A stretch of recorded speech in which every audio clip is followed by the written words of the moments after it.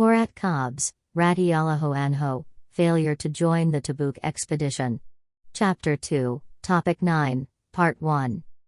Among the Munafiqun who did not join the Tabuk expedition, there were more than 80 persons from among the Ansar and an equal number from amongst the nomadic Arabs and a large number from the outstations. Not only did they stay behind themselves, but they induced others to do so, saying, "Go not forth in the heat." Allah's reply to this was, "Say the fire of hell is of more intense heat." From amongst the faithful, there were only 3 persons who failed to rally to the Prophet's call.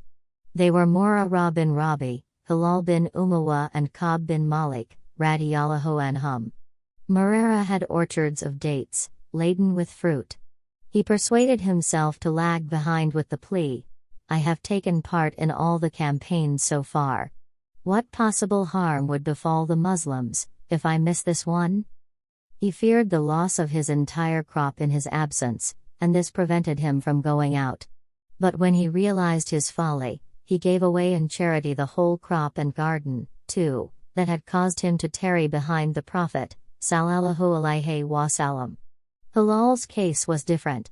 Some of his kinsfolk who had been away for a long time had just returned to Medina. It was for the sake of their company that he did not join the expedition. He also had participated in all the campaigns previously and thought, like Murarah, that it would not matter much if he missed just that one campaign. When he came to know of the seriousness of his default, he made up his mind to sever all his connections with those relatives who had been the cause of that blunder. Ka'b himself gives his account in detail, which is quoted in all books of hadith. He says, "I had never been financially so well off as I was at the time of Tabuk. I had 2 dromedaries of my own. I had never possessed this number before.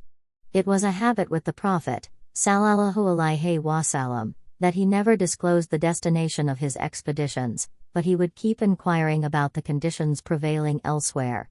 But this time, in view of the distance, the hot season, and the strength of the enemy, he had declared his destination, so that preparations could be made thorough and complete. The number of the participants was so large that it was difficult to note down their names, even, so much so, that absentees could hardly be detected in the large host. The gardens of Medina were full of fruit. I intended every morning to make preparation for the journey, but, somehow or other, the days passed by and I made no progress.